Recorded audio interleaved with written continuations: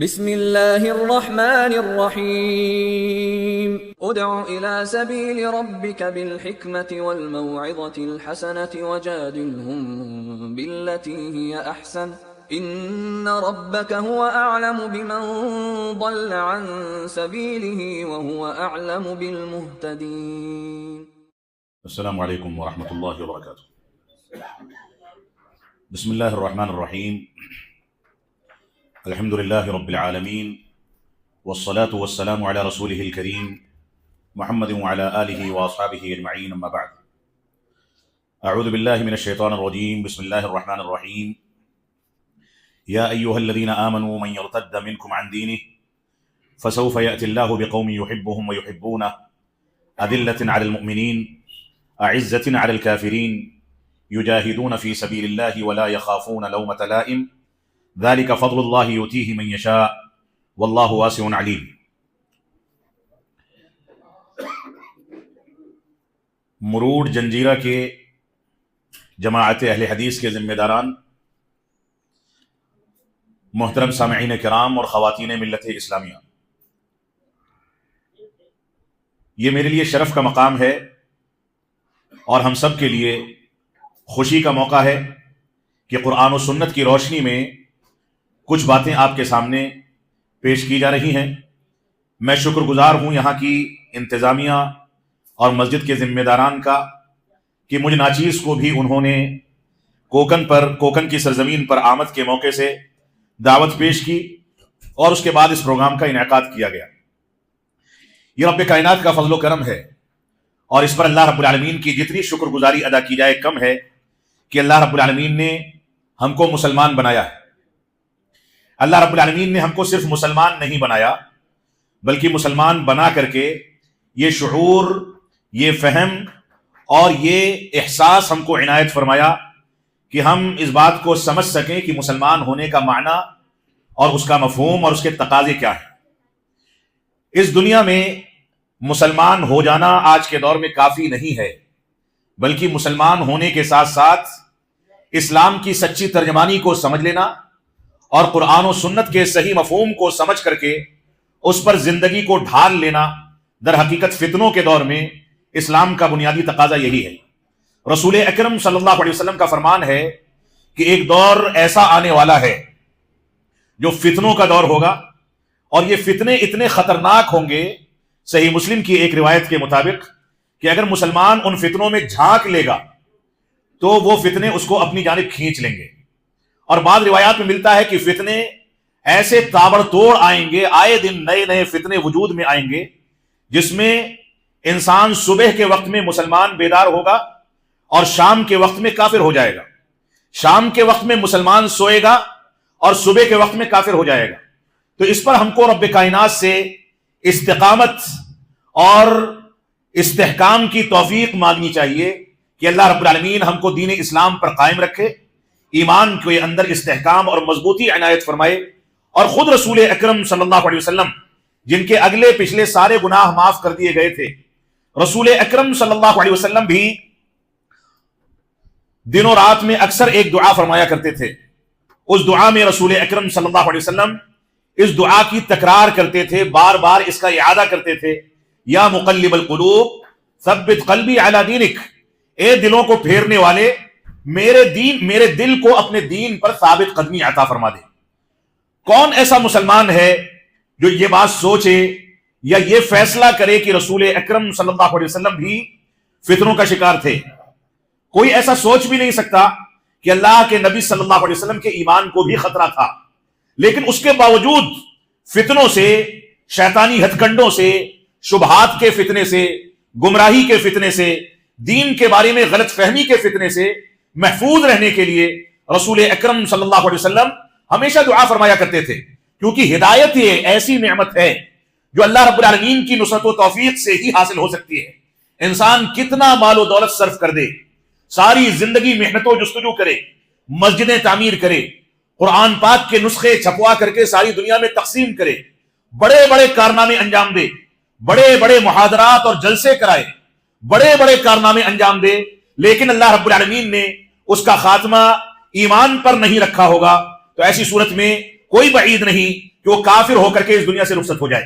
اور آپ کو معلوم ہونا چاہیے اللہ کے نبی صلی اللہ علیہ وسلم کے پاس بعض صحابہ کرام آئے، کسی جنگ کا واقعہ ہے، ایک صحابی رسول اپنی سواری پر اپنا ہتھیار تلوار وغیرہ لے کر کے بہت تیزی کے ساتھ کفار کو قتل کرتے چلے جا رہے تھے، اس کو قتل کرتے اس کو قتل کرتے، اسلام کی سربلندی کے لیے یقیناً انہوں نے ہتھیار اٹھایا تھا۔ اللہ کے نبی صلی اللہ علیہ وسلم کے پاس آ کر کے صحابہ اکرام نے کہا کہ فلاں شخص اتنا زیادہ قربانی اور ایثار کے جذبے کے ساتھ دین کے لیے جہاد کے میدان میں کودا ہوا ہے اور پوری کوششیں کفار کو ختم کرنے میں لگا رہا ہے، ہمیں یقین ہے کہ یہ جنتی ہے۔ اللہ کے نبی صلی اللہ علیہ وسلم خاموش ہو گئے اور تھوڑے ہی لمحے کے بعد آپ نے فرمایا کہ فی النار، یہ دوزخی ہیں، یہ دوزخی ہیں۔ صحابہ کرام کہتے ہیں کہ ہم کو تعجب ہوا کہ اتنی محنت اور اتنی تگودو اور اسلام کے راہ میں اتنی زیادہ محنت کرنے اور ایثار اور قربانی کا جذبہ لے کر کے نکلنے والی یہ شخصیت، اللہ کے نبی صلی اللہ علیہ وسلم نے ایسا کیوں فرمایا کہ یہ دوزخ میں ہوں گے؟ تو صحابہ کرام کہتے ہیں کہ ہم نے تھوڑی دیر کے بعد دیکھا کہ اس صحابی رسول نے کئی زخم لگا تھا، زخم کی تکلیف کی تاب نہ لا سکے، زخم کی تکلیف بڑھتی چلی گئی، اتنی بڑھی کہ برداشت نہیں کر سکے تو اپنی ہی تلوار زمین میں گاڑ دی اور اس کے اوپر کود کر کے خودکشی کر دی۔ تب صحابہ کرام کہتے ہیں کہ تب ہم کو سمجھ میں آیا کہ رسول اکرم صلی اللہ علیہ وسلم نے ایسا کیوں فرمایا تھا۔ تو ہمیں ہر حالت میں اللہ رب العالمین سے ایمان کی توفیق اور ایمان و اسلام پر استقامت کی توفیق طلب کرتے رہنا چاہیے، کیونکہ اللہ کی توفیق کے بغیر ہم نہ نمازیں ادا کر سکتے ہیں، نہ اسلام کی تکمیل کر سکتے ہیں، نہ ایمان کی تکمیل کر سکتے ہیں، اور اللہ رب العالمین کی توفیق کے بغیر ہم دنیا میں کوئی کارنامہ انجام نہیں دے سکتے۔ اور کوئی شخص یہ نہ سوچے کہ میں نے مسجد بنوا دی، میں نے کتابیں چھپوا دی، میں نے یہ کارنامے کر دیے، میں نے وہ کارنامے کر دیے۔ آپ کو خبر نہیں ہے کہ آپ کے اندر کتنا اخلاص ہے، رب کائنات نے اس کو قبول کیا ہے یا نہیں کیا ہے۔ ہمیشہ یہ نشانہ ہونا چاہیے کہ میں اللہ رب العالمین کی رضامندی کے لیے دنیا میں مضبوط قدموں کے ساتھ چلتا رہوں، اور ہمیشہ توفیق طلب کرتے رہنا چاہیے کہ اللہ رب العالمین مجھ کو دین پر ثابت قدمی عطا فرمائے۔ یہ بنیادی مسئلہ ہے۔ ارتداد جو موضوع آج کے خطاب کا رکھا گیا ہے، ارتداد کا فتنہ، جب ہمارے شبیر بھائی نے یہ کہا کہ آپ عالم دین ہیں، اپنے لحاظ سے موضوع رکھیں، تو میں نے سرزمین کوکن کے احوال کے لحاظ سے 7-8 موضوعات محترم کو ارسال کیے، اور میں نے کہا اس میں سے آپ منتخب کر لیں، جو موضوع آپ چاہیں گے اس موضوع پر انشاءاللہ گفتگو ہوگی۔ ہمارے محترم نے ارتداد کے سلسلے میں، یعنی اس بارے میں ارتداد کہا جاتا ہے کہ دین اسلام کا انکار کر کے انسان اسلام سے پھر جائے۔ آسان الفاظ میں اگر آپ کہیں تو اسلام کو چھوڑ دینا یہ ارتداد کہلاتا ہے۔ تو اس موضوع کا انتخاب کیا گیا، اور موضوع بہت اہم ہے کہ موجودہ دور جو مخلوط تعلیم کا دور ہے، لڑکے لڑکیاں ایک ساتھ پڑھتے ہیں، کالجوں میں، اسکولوں میں، یہاں تک کہ ہاسٹلز میں بھی بہت سارے جو مسلمان اپنے آپ کو ترقی یافتہ مسلمان کہتے ہیں، وہ اپنی بچیوں کو مخلوط ہاسٹل تک میں ڈال دیتے ہیں۔ ان کو پرواہ نہیں ہے کہ بچی کس کے ساتھ ہنستی بولتی ہے، کس کے ساتھ رہتی ہے، کہاں آتی ہے، کہاں جاتی ہے۔ تو اختلاط کے اس دور میں، مخلوط تعلیم کے اس دور میں، جہاں پردہ ختم ہو چکا ہے، بے حیائی چرم پر ہے، ہر جگہ پر بچے بچیوں کے ہاتھ میں موبائل فون کا فتنہ ہے کہ ماں باپ اپنے کمرے میں گئے، ترقی یافتہ دور ہے، پیسوں کا دور ہے، بچوں کے کمرے الگ ہیں، انہوں نے اپنا دروازہ اندر سے بند کیا، اور اس کے بعد موبائل میں وہ کس کے ساتھ رات بھر مصروف ہیں، صبح اٹھتے ہیں نہیں اٹھتے، ماں باپ کو اس بات کی پرواہ نہیں ہے۔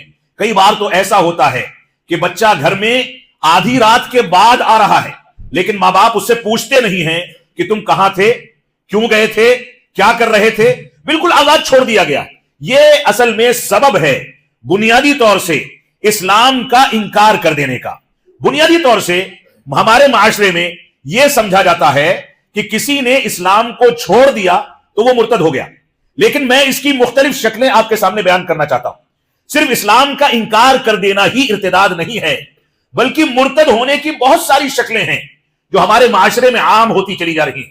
مرتد ہو جانا کبھی قول کے ذریعے سے بھی ہوتا ہے، کبھی فعل کے ذریعے سے بھی ہوتا ہے، کبھی استہزائی انداز میں انسان اسلام کا مذاق اڑاتا ہے اور اس کے ذریعے سے اسلام سے خارج ہو جاتا ہے۔ انسان کو خبر ہی نہیں ہوتی کہ وہ کب اس ایمان کو چھوڑ کر کے دوسرے ماحول میں چلا گیا اور اس کے سارے اعمال برباد ہو جاتے ہیں۔ تو موجودہ دور میں ہمارے ذہن میں ایک تصور بیٹھا ہوا ہے، وہ تصور یہ ہے کہ اگر بچی نے کسی ہندو لڑکے کے ساتھ بھاگ کر کے شادی کر لی تو وہ مرتد ہو گئی، یا ایسے ہی اس کے برعکس کوئی ہندو لڑکی سے کوئی لڑکا شادی کر کے اس کے ماحول میں چلا گیا اور اس کے ساتھ اس کو مسلمان کیے بغیر رہنے لگا تو ہمارے معاشرے میں یہ سمجھا جاتا ہے کہ وہ مرتد ہو گیا۔ یہ مرتد ہونے کی ایک شکل یقیناً ہے، لیکن اس کے علاوہ بہت ساری شکلیں ہیں جن پر میں آپ کے سامنے گفتگو کروں گا۔ جو آیت کریمہ میں نے آپ کے سامنے تلاوت کی ہے، اس آیت کریمہ میں اللہ رب العالمین نے بڑی جامعیت کے ساتھ ارتداد کے بہت سارے اسباب کا بھی تذکرہ کر دیا گیا ہے اور ارتداد کے بارے میں ایک خلاصہ بیان کر دیا ہے۔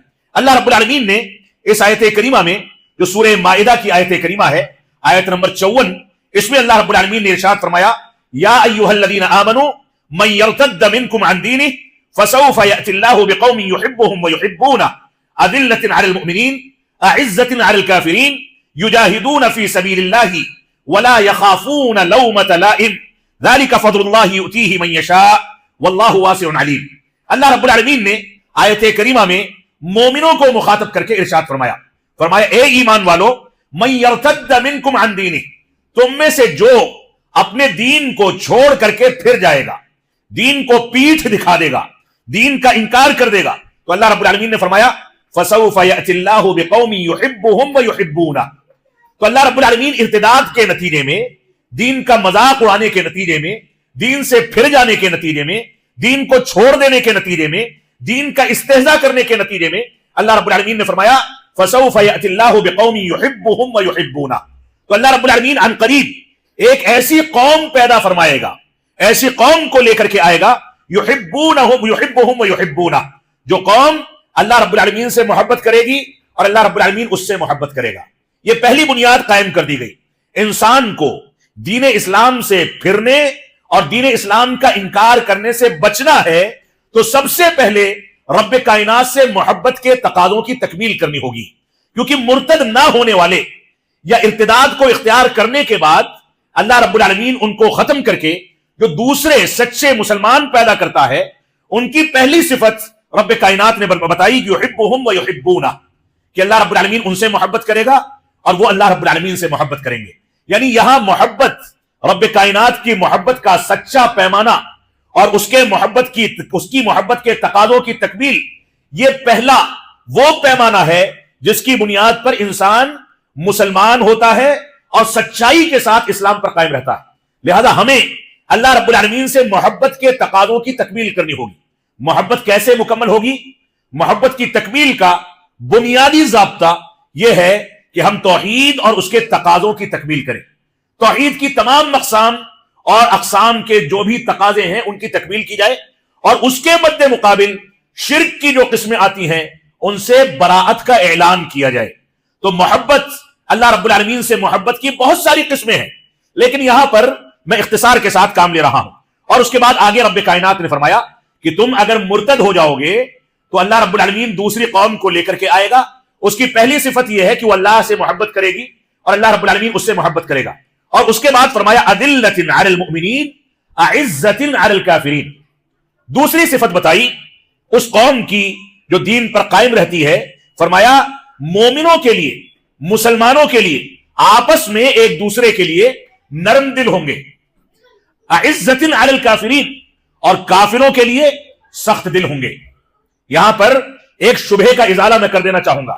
بعض لوگ یہ کہتے ہیں کہ مسلمانوں کے لیے ہر حالت میں نرم دل ہونا چاہیے، اور یہ یقینی بات ہے کہ ہونا چاہیے، لیکن اسلام کی خاطر اور اللہ رب العالمین کی رضامندی کی خاطر مسلمان کو مسلمان کے لیے سخت بھی ہونا چاہیے۔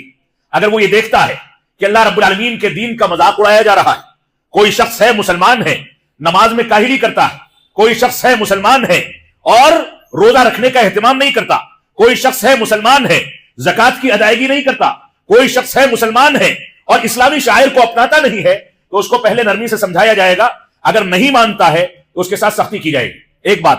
دوسری بات، مسلم معاشرے میں جو غلط افکار، منکرات، قرآن و سنت کی مخالفت، چاہے عقیدے کے باب میں ہو یا فضائل کے باب میں ہو, عبادات کے باب میں ہو, مستحبات کے باب میں ہو, ہر جگہ پر جو بھی منکرات مسلمانوں میں رواج پکڑ رہے ہیں ان چیزوں کے خلاف علماء کو سخت ہونا ہے. اگر مسلمانوں سے مسلمانوں کے نرم ہونے کا مفہوم کلیتاً ہوتا تو اللہ کے نبی صلی اللہ علیہ وسلم صحابہ اکرام پر منکرات دیکھنے کے بعد خفا نہ ہوتے, ناراض نہ ہوتے, اور کوئی بھی منکر دیکھتے تو اس کے بعد آپ کے چہرے کا رنگ تبدیل نہ ہو جاتا, سرخ ہو جاتا تھا, غضبناک ہو جاتے تھے, تل ملانے لگتے تھے, غصہ ہو جاتے تھے, طیش میں آ جاتے تھے, اور اس کے بعد مسلمانوں کو ڈراتے تھے کہ یہ چیز چھوڑ دو. تو مسلمانوں کے ساتھ نرم دل ہونے کا اصل مفہوم یہی ہے کہ مسلمانوں کے ساتھ ہم نرم دل تب ہوں گے جب ان کی آخرت کو کامیاب کرنے کے لیے دنیا میں ان کے ساتھ سختی بھی کریں گے. سختی کرنے میں ہمارا موقف صرف یہ ہونا چاہیے کہ ہم ان کی آخرت کی بھلائی کے لیے ان کے اوپر سختی کریں, اللہ کی رضامندی کے لیے سختی کریں. دین کے اندر منکرات اگر داخل ہو رہے ہیں تو منکرات کو روکنے کے لیے سختی کریں.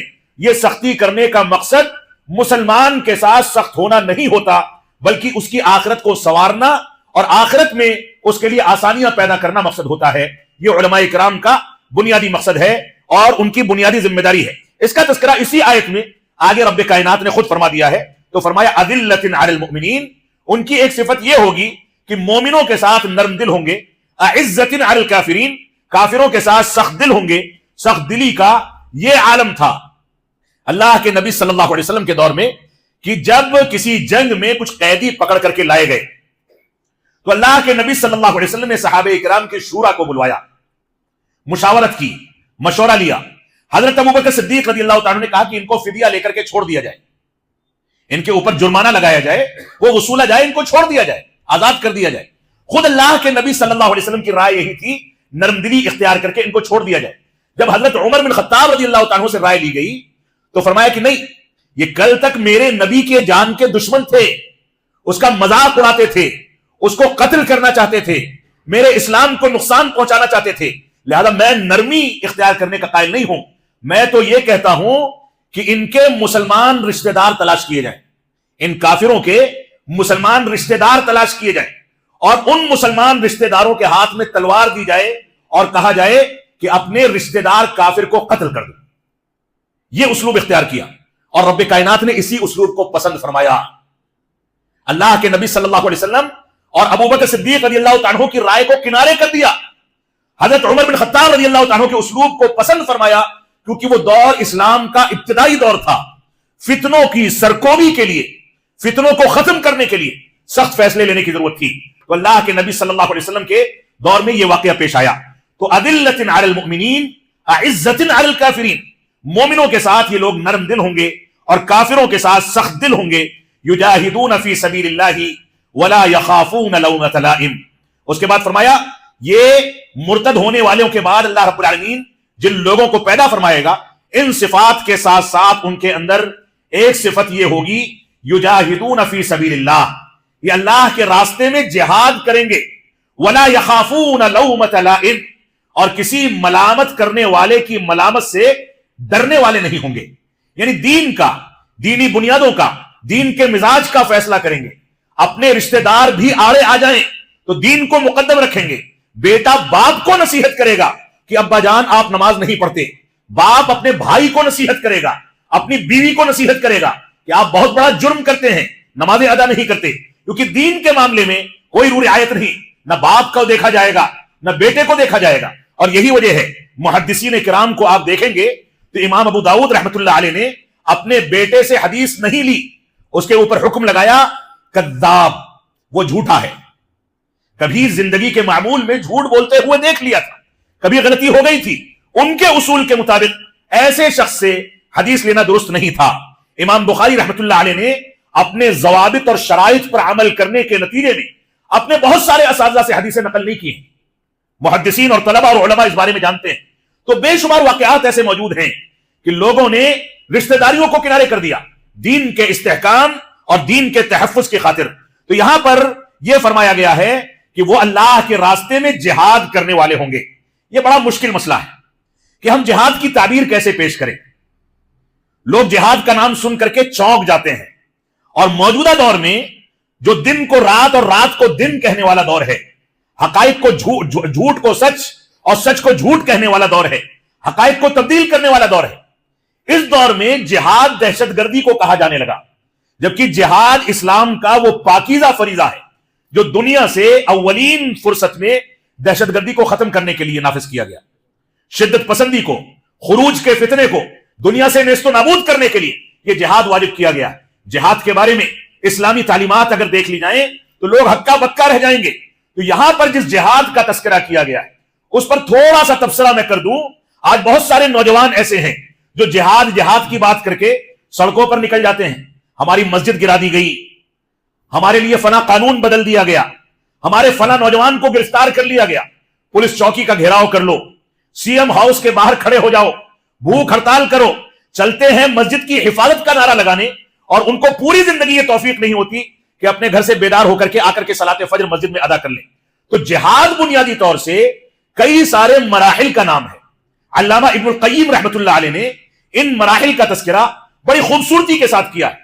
فرمایا جہاد کے کئی سارے مراتب ہیں، ان میں سے پہلا مرتبہ یہ ہے کہ انسان اپنے نفس کے ساتھ جہاد کرے، اپنے نفس کے ساتھ، یعنی اس کے اپنی ذات میں جو خرابیاں ہیں ان خرابیوں سے جہاد کرے، ان خرابیوں کو خیر بات کہے، کنارے کرے، ان کی اصلاح کرے۔ اور جہاد بالنفس میں کئی سارے مراحل ہیں۔ انسان اپنی اصلاح کرے گا، اپنے باپ کی، اپنے بیٹے کی، اپنی بیوی کی، اپنے گھر والوں کی، اپنے پڑوسیوں کی، اپنے کولیگز جو اس کے ساتھ اس کے عمل میں شریک ہیں، اس کی فیکٹری میں کام کرتے ہیں، اس کے آفس میں کام کرتے ہیں، ان لوگوں سے وہ اصلاح کا جہاد کرے گا، یعنی ان کی برائیوں کو ختم کرے گا۔ بیڑی سگریٹ پیتا دیکھتا ہے اس کو چھڑائے گا، نماز چھوڑتا ہوا دیکھتا ہے نماز کا پابند بنانے کی کوشش کرے گا، خود بھی پابندی کرے گا اور ان کو بھی پابند کرے گا۔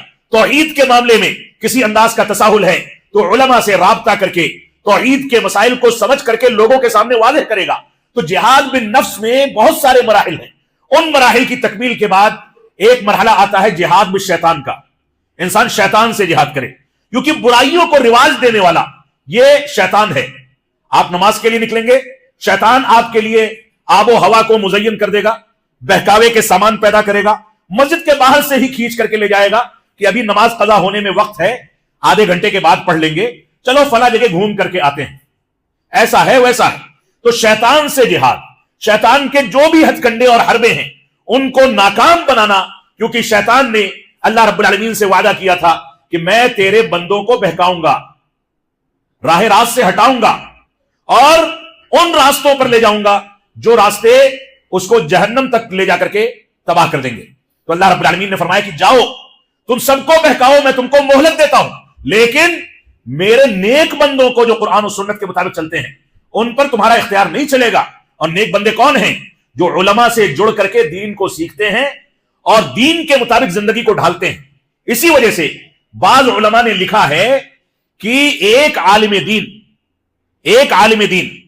کئی شیطانوں پر بھاری ہوتا ہے، اور شیطان عموماً اس بات کی کوشش کرتا ہے کہ علم کے میدان میں لگے ہوئے لوگوں کو بہکا کر کے کنارے کر دے، اور یہ اس کا سب سے کامیاب حربہ مانا جاتا ہے۔ شیطان کا جو رئیس ہے ابلیس، وہ اپنے چیلوں کو اس بات پر سب سے زیادہ شاباشی دیتا ہے کہ ان کے چیلوں نے کسی کو علم دین سیکھنے سے روک دیا۔ لہذا شیطانی حربوں سے بچنے کا سب سے مضبوط ذریعہ علم شریعت اور علماء کی صحبت میں بیٹھ کر کے دین کا علم حاصل کرنا۔ لہذا مسلمانوں کی یہ ذمہ داری ہے کہ شیطان سے جہاد کرنے کے لیے علم کا راستہ، علماء کا احترام اختیار کریں تاکہ وہ شیطان سے جہاد کر سکیں۔ تو یہ دوسرا مرحلہ ہے۔ شیطان کے جہاد میں بہت سارے مراحل ہیں، اور اس کے بعد کہیں جا کر کے جہاد بالسیف کا مرحلہ آتا ہے، یعنی ہتھیار کے ذریعے جہاد کرنا۔ ہتھیار کے ذریعے جہاد کرنے کے بارے میں مستقل طور سے شرائط ہیں کہ دشمنوں کی طاقت کے بالمقابل آپ کے پاس اتنی طاقت ہوگی تب آپ اس کا سامنا کر سکتے ہیں۔ کہیں قانون نافذ العمل ہے، جیسا بھی قانون ہو، اگر آپ کے دین اور اسلام سے نہیں ٹکراتا، آپ کو نمازیں ادا کرنے، توحید پر عمل کرنے کی اس کے اندر اجازت ہے، تو اس قانون پر آپ چلیں، اس کا احترام کریں اور اس قانون کو لے کر کے زندگی گزارتے رہیں۔ اسلام اصل میں ان چیزوں پر ابھارتا ہے۔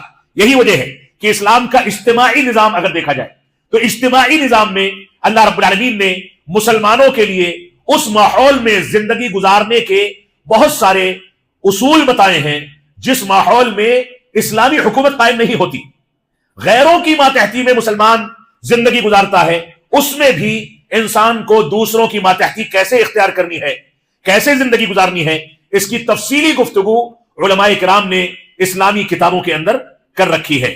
بقائے باہم، ڈائیورسٹی، ایک دوسرے کے ساتھ میل جول، ایک دوسرے کا انسان ہونے کی بنیاد پر احترام کرنا، یہ سب اس کی تفاصیل ہے، جس تفصیل کا یہ موقع نہیں ہے۔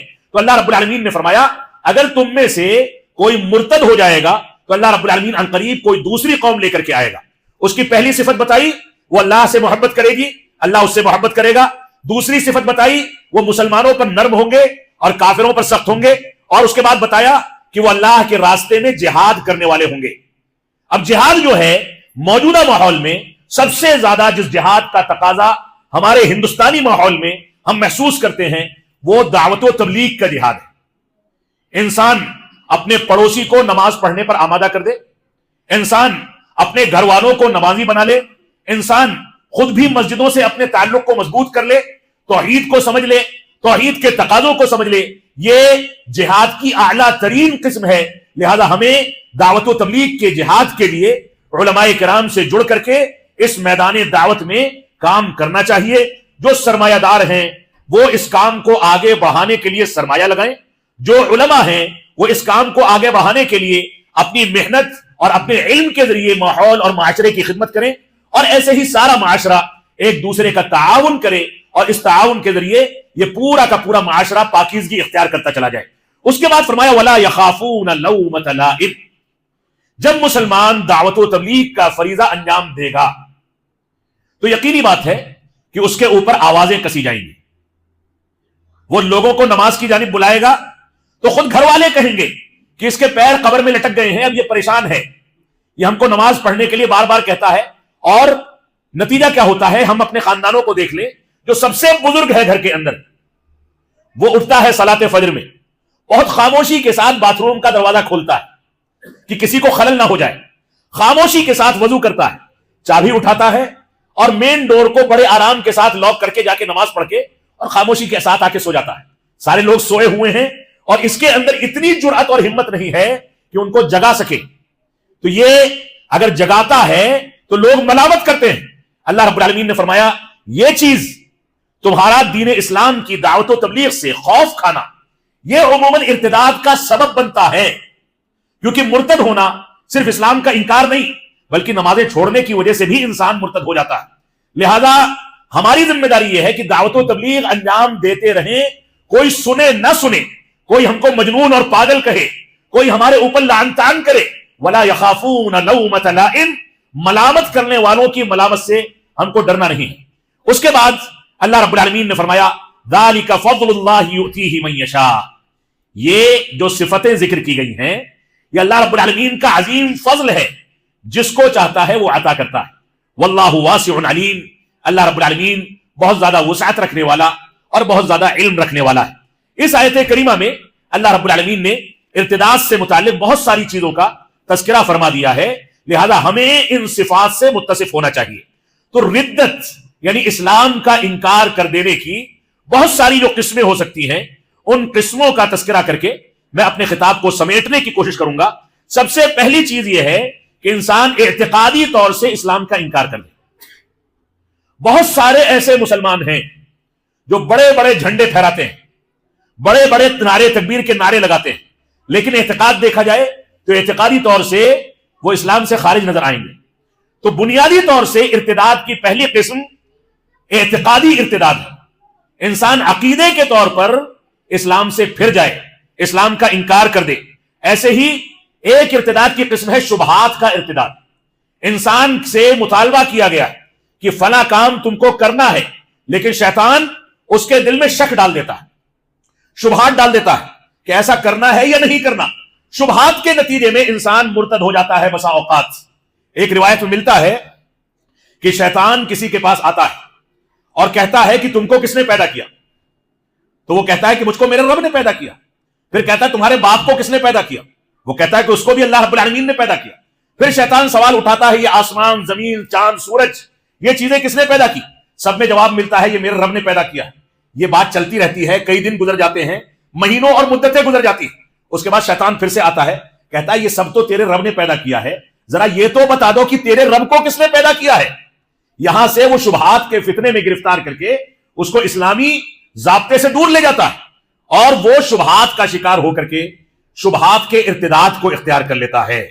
اسی طریقے سے قول کے ذریعے انسان مرتد ہو جاتا ہے، اور ایک شکل ہے فعل کے ذریعے انسان مرتد ہو جاتا ہے۔ اس کی بہت ساری شکلیں ہو سکتی ہیں۔ اعتقادی ارتداد، اس کی مثال یہ ہے کہ انسان اللہ رب العالمین کی ربوبیت میں یا اس کی الوہیت میں یا اس کے اسماء و صفات میں شرک کرے، یعنی اللہ رب العالمین کی تنہا عبادت کرنی ہے لیکن اس کی عبادت میں کسی غیر کو شریک ٹھہرا دے، یہ اعتقادی شرک ہے اور اعتقادی ارتداد ہے۔ انسان کو اللہ رب العالمین کے افعال میں اس کو تنہا ماننا ہے۔ شفا دینے والا وہ ہے، بیماریوں سے دور کرنے والا وہ ہے، کھانا پینا مہیا کرنے والا رب کائنات ہے، روزی روٹی دینے والا وہ ہے، لیکن انسان بیمار پڑتا ہے تو کسی بابا کے پاس چلا گیا، تعویذ گنڈا کر لیا، غیر اللہ کے آگے سجدہ کر لیا، اس سے منتیں مانگ لی۔ پیدائش یعنی اولاد دینے والا رب کائنات ہے، اولاد نہیں ہوتی تو دوسرے وسائل اختیار کر لیے، تو یہ بھی انسان کے اندر اعتقادی ارتداد ہے جس کو اختیار کرنے کے نتیجے میں وہ اسلام سے خارج ہو سکتا ہے۔ اور ایسے ہی اسماء و صفات کا ارتداد، یعنی اللہ رب العالمین کی صفتوں کی توجیہ و تعویل کر دینا، اس کی کیفیت بیان کرنا، اس کا انکار کر دینا، اس کو غلط معنی دے دینا، یہ بھی ارتداد کی ایک قسم ہے جو اعتقادی طور پر ہوتی ہے۔ لیکن یہاں یہ وضاحت کر دینا ضروری ہے کہ یہ خرابیاں کسی مسلمان کے اندر ہیں تو بالضبط اور تعین کے ساتھ ہم اس کو کافر نہیں کہتے، بلکہ اس کے اوپر حجت قائم کی جاتی ہے، اس کے شرائط ہیں، اس کے سلسلے میں تفاصیل ہیں، یہ علماء کا کام ہے، یہ ہماری ذمہ داری نہیں ہے کہ ہم کسی کو دیکھیں کہ غیر اللہ کے آگے سجدہ کرتا ہے تو ہم کہہ دیں کہ یہ کافر ہو گیا۔ مطلقاً اس کے اوپر حکم نہیں لگایا جا سکتا۔ تو اعتقادی ارتداد، اس کی یہ مثالیں آپ کے سامنے دی گئی۔ ایسے ہی شبہات کا ارتداد آپ کے سامنے بتایا گیا۔ کفر و شرک کی حرمت کے بارے میں کوئی شخص شبہ کرنے لگے کہ کفر حرام ہے یا شرک حرام ہے، چل جاتا ہے، تھوڑا بہت کر لو، تھوڑا بہت کفر یا شرک انجام دے دو، کیا فرق پڑتا ہے، توبہ کر لیں گے، پھر سے اسلامی تعلیمات کی جانب آ جائیں گے۔ یہ انسان کا یہ بھی ایک ارتداد کی قسم ہے جو قول کے اندر پائی جاتی ہے۔ ایسے ہی شبہات کا شرک ہے، یہ شبہات کا ارتداد ہے۔ ایسے ہی قول کا ارتداد یہ ہے کہ انسان اللہ یا اس کے رسول یا اس کے فرشتوں کو یا اسلامی شاعر کو برا بھلا کہے یا گالیاں دے۔ کئی بار دیکھا گیا ہے کہ اگر اللہ رب العالمین ایسا نہیں کرتا تو میں عافیت میں رہتا، اللہ نے مجھ کو پریشان کر دیا، کیا ضرورت تھی یہ مقدر بنانے کی کہ میرے ساتھ ایسے دن آ جائیں۔ اس انداز کی چیزیں بسا اوقات انسان اپنی زبان سے ادا کر دیتا ہے، جس کے نتیجے میں وہ قولی طور پر مرتد ہو جاتا ہے۔ اور ایسے ہی فعلی ارتداد یہ ہے کہ غیر اللہ کو انسان سجدہ کرے، شرک انجام دے، اور ایسے ہی کفریہ عمل کرے، یہ فعلی ارتداد ہے۔ ان تمام کی تمام چیزوں سے ہم کو بچنا چاہیے۔ ایسے ہی ارتداد کی جانب بڑھانے والی ایک چیز ہوتی ہے، وہ ہے نواقض اسلام، جس کو مختصر انداز میں میں آپ کے سامنے ذکر کر دوں۔ علماء نے 10 نواقض اسلام کا تذکرہ کیا ہے۔ 10 نواقض ہیں۔ نواقض کہا جاتا ہے اسلام کو توڑنے والی چیزیں، اسلام کو ختم کرنے والی چیزیں۔ مثال کے طور پر انسان اللہ کے ساتھ کسی کو شریک ٹھہرا دے، یہ اسلام کو توڑنے والی چیز ہے۔ ایسے ہی اپنے اور اللہ رب العالمین کے درمیان کسی کو واسطہ بنا دے اور اللہ کو چھوڑ کر کے اس واسطے کے اوپر اعتماد کرے، یہ بھی نواقض اسلام یعنی اسلام کو توڑنے والی چیزوں میں سے ایک چیز ہے۔ تیسری چیز ہے کافر کو کافر نہ سمجھے، کافر کو کافر نہ سمجھے بلکہ اس کے کفر کے بارے میں شک کرے، تو یہ بھی انسان کو اسلام سے خارج کر سکتی ہے۔ چوتھی چیز ہے انسان یہ اعتقاد اور عقیدہ رکھے کہ محمد صلی اللہ علیہ وسلم کے طریقے کو چھوڑ کر کے کسی دوسرے کا طریقہ ہمارے لیے بہتر اور افضل ہے۔ اور اگر اس ارتداد کی یا نواقض اسلام کی اس قسم کو دیکھا جائے تو بے شمار ہمارے بھائی مسلمان بھائی ایسے ہیں جو یہ سمجھتے ہیں کہ اللہ کے رسول صلی اللہ علیہ وسلم کا فرمان اپنی جگہ پر، لیکن ہمارے امام نے ایسا کہا، لہذا امام کی بات لی جائے گی۔ امام دین کو زیادہ سمجھتے تھے، علماء دلیل دیتے رہے لیکن وہ تقلید چھوڑنے کو تیار نہیں۔ اس کے نتیجے میں انسان بہت خطرناک شکل اختیار کر لیتا ہے۔ تو یہاں پر یہ اعتقاد کہ اللہ کے نبی صلی اللہ علیہ وسلم کے طریقے کو چھوڑ کر کے کسی دوسرے کا طریقہ افضل ہے۔ اللہ رب العالمین کا فرمان ہے اتخذوا احبارهم ورهبانهم اربابا من دون اللہ، ان لوگوں نے اپنے علماء کو، اپنے پادریوں کو، اپنے بڑوں کو اللہ کے علاوہ رب بنا لیا. اور بعض مفسرین کہتے ہیں اس میں اندھی تقلید شخصی بھی شامل ہے کہ انسان دلیل کے واضح ہو جانے کے باوجود اپنے امام کی اندھی تقلید کرتا ہے، تو گویا اس نے اس جس کی تقلید کر رہا ہے اس کو اپنا رب بنا لیا اور اللہ رب العالمین کو اس کی ربوبیت سے خارج کر دیا.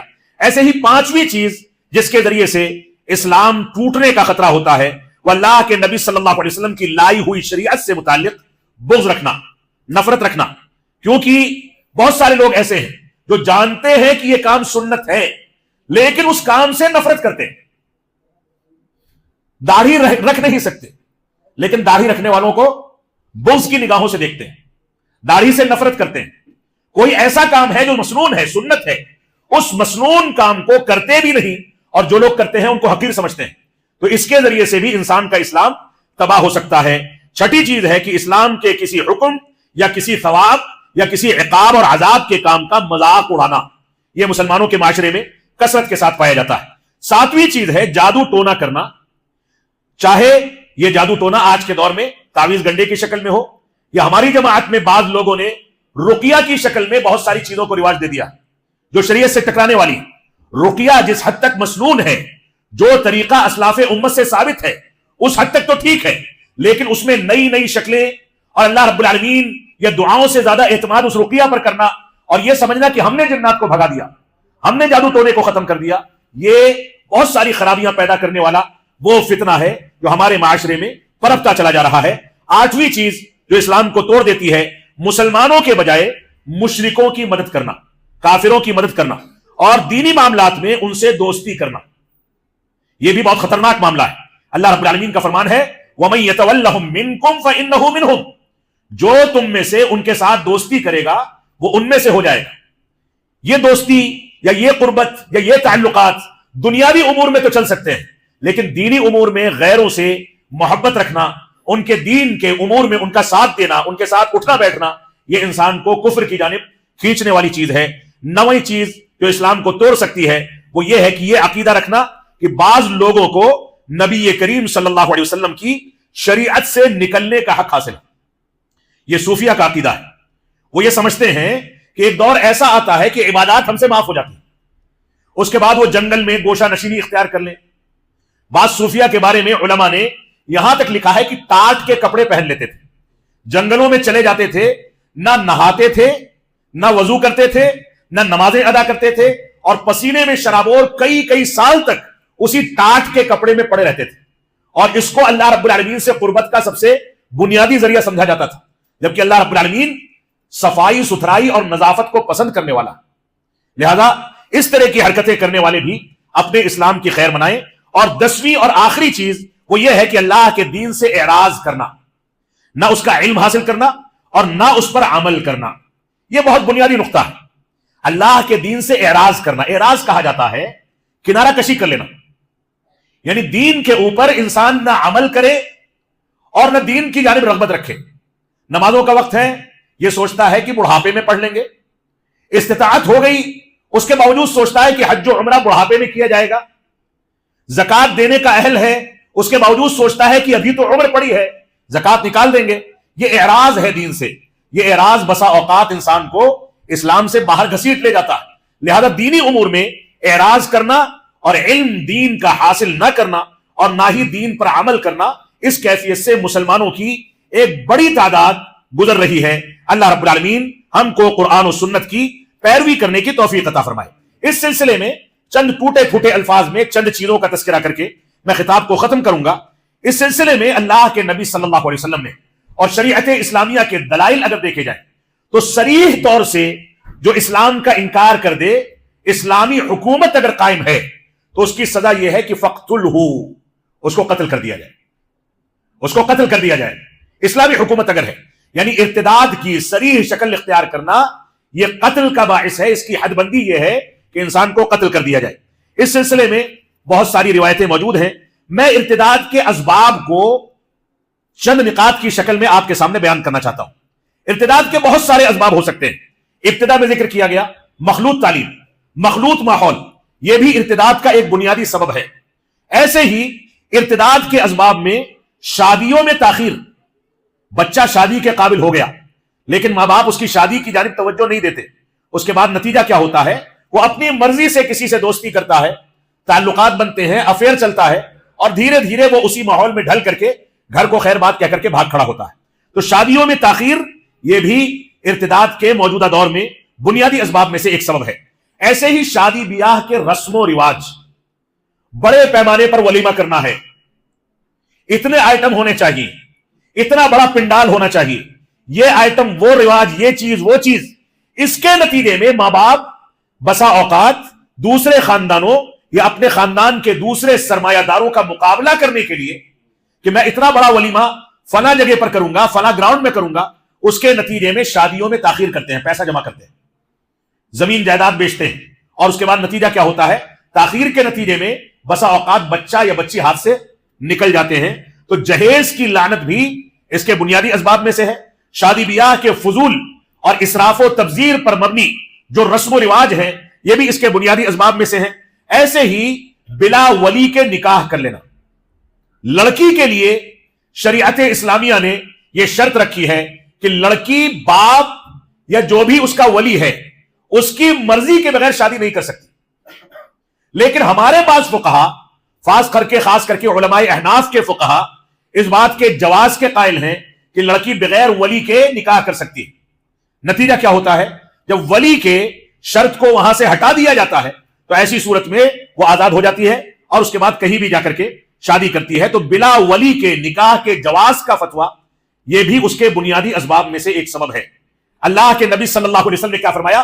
فَنِكَاحُهَا بَاطِلٌ بَاطِلٌ بَاطِلٌ، 3 بار فرمایا جو بچی بغیر ولی کی مرضی کے نکاح کر لے اس کا نکاح باطل ہے، باطل ہے، باطل ہے۔ اور بعض روایات میں ہے کہ اگر وہ نکاح کر کے چلی جاتی ہے تو وہ زانیہ ہے، یعنی پوری زندگی جس کو اپنا شوہر سمجھتی ہے اس کے ساتھ جب بھی ہم بستری کرے گی تو اس کو زنا کا گناہ ملے گا، کیونکہ اس کا نکاح قائم ہی نہیں ہوا ہے۔ لہذا ولی کی شرط یہ بنیادی مسئلہ ہے۔ باپ جو تجربات رکھتا ہے اپنے بچوں کے بارے میں، رشتے تلاش کرنے کے بارے میں، وہ بچے خود نہیں کر سکتے۔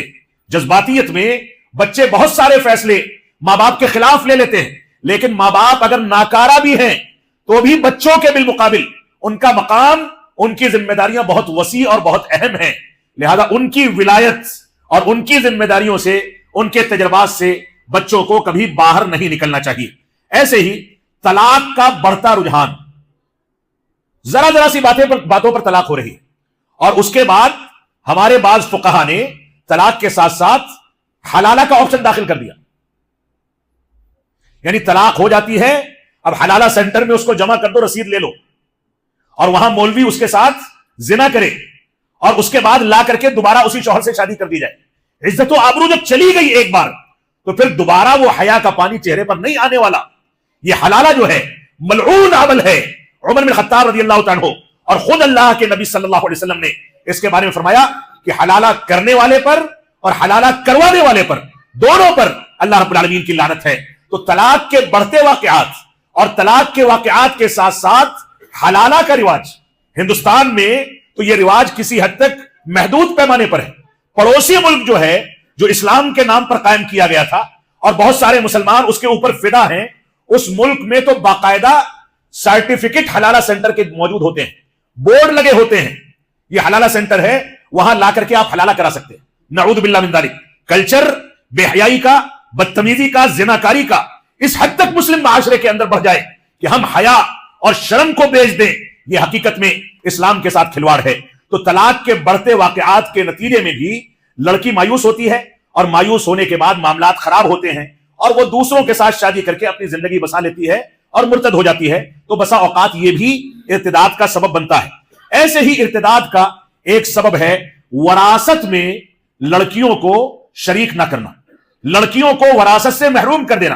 اور یہ ہمارے ہندوستانی معاشرے میں ہندو رسم و رواج سے آنے والی چیز ہے کہ جیسے غیر مسلموں میں لڑکیوں کو وراثت میں شریک نہیں کیا جاتا، ویسے ہی مسلمانوں کے یہاں بھی لڑکوں کو تو حصہ دیا جاتا ہے، لڑکیوں کو جہیز دے کر کے ودا کر دیا جاتا ہے۔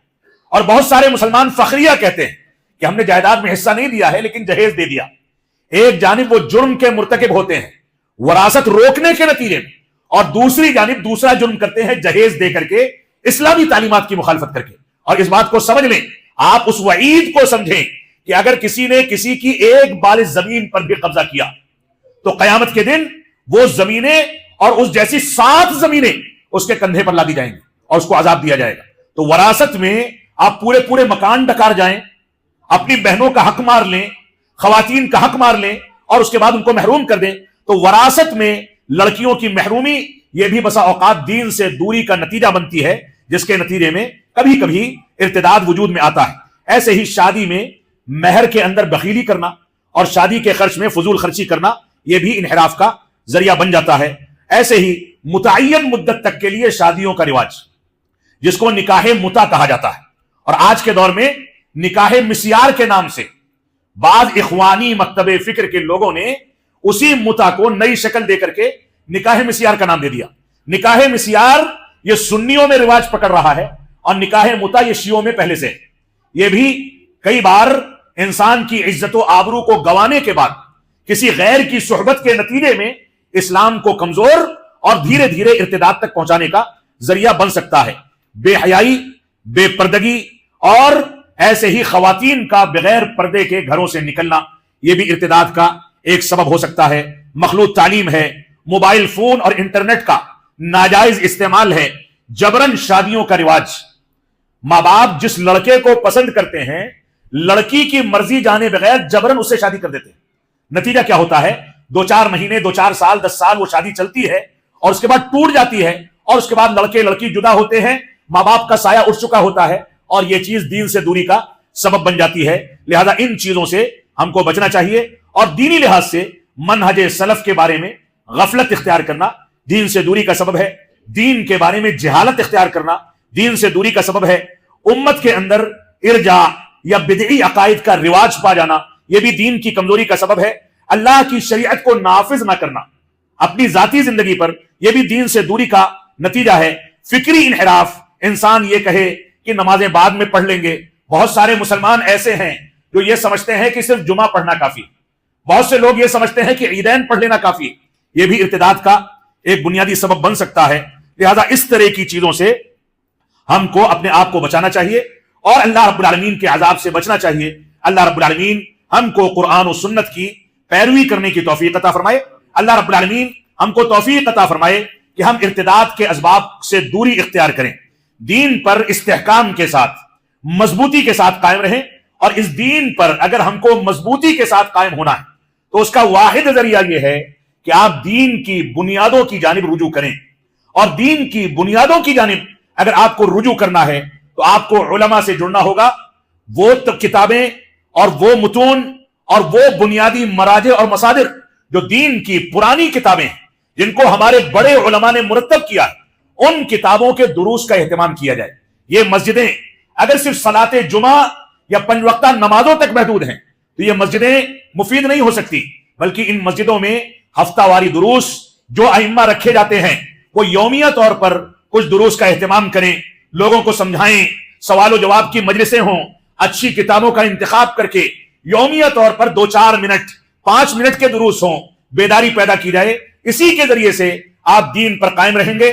اللہ رب العالمین ہم کو قرآن و سنت کی پیروی کرنے، علماء سے جڑنے، علماء ربانیین کے ساتھ بیٹھنے اور ان سے دین کی صحبت کے لیے، دین کو سیکھنے کے لیے صحبت اختیار کرنے کی توفیق عطا فرمائے. ہم جب تک جئیں تب تک اسلام پر جئیں، جب ہمارا خاتمہ ہو تو ایمان پر ہو. وصلی اللہ علی نبینا محمد وعلی آلہ وصحبہ وسلم. والسلام علیکم ورحمۃ اللہ وبرکاتہ.